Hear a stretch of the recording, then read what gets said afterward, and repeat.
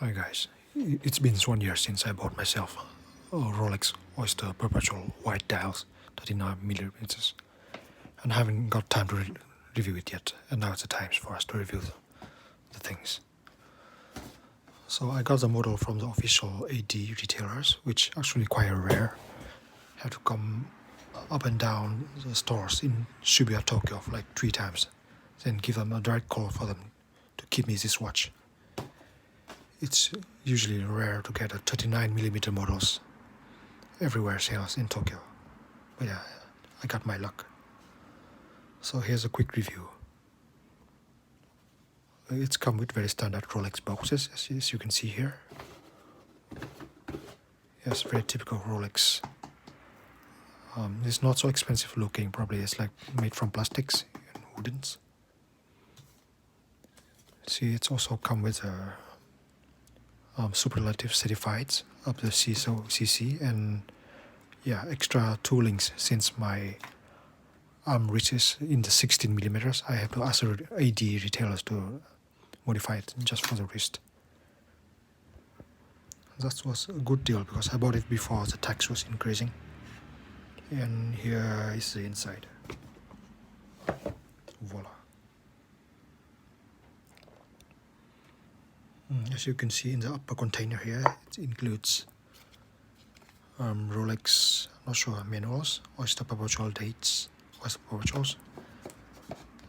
This giving explanations about the dials, the crowns, how you adjust times, and probably some few information about the inside movements, which I believe is like 3132.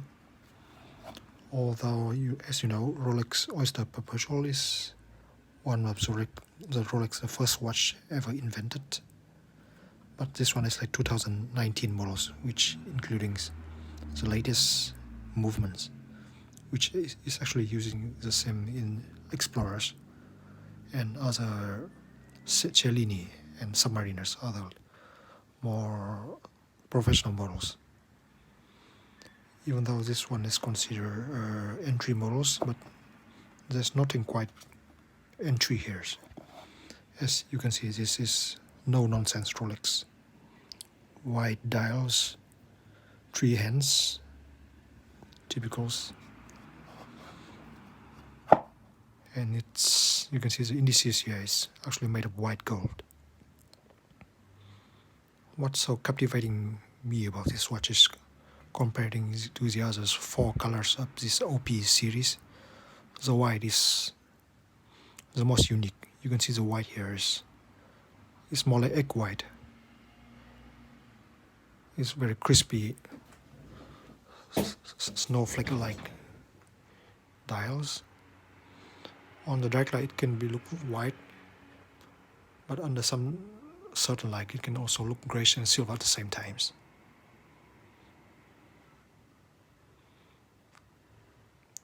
Just on the bezels and the side is very Rolex elaborate polishings on these oyster steels. And you can see here comes the twin crown locks, giving this watch resistance on under up to 100 meters resistance under waters. Yeah, believe me, I've been taking this watch with me all the times, from swimming to showers, and everyday bank-a-buck watch. That explains a lot of scratch can be seen here.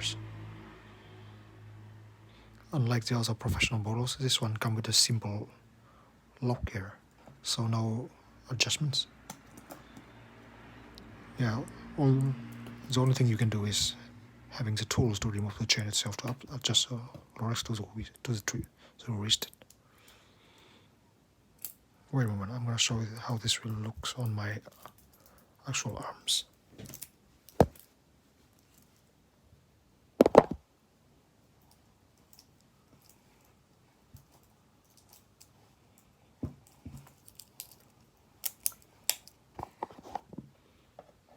Okay, here we go. 39 millimeters, lux to lux, 42 millimeters. You can see the downside embrace your arms really well. It might look a little big on my tiny arm wrist, but yeah, I think 39mm is perfect size for men watches, and will set the trends in the near future soon. What good thing can I say about this Rolex? You see a lot of scratches.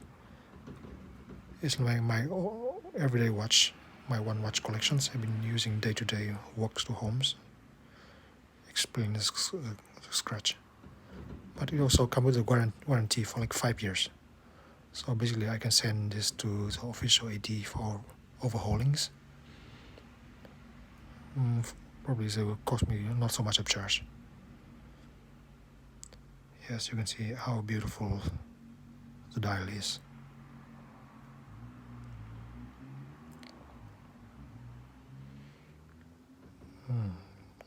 This watch itself is very understated.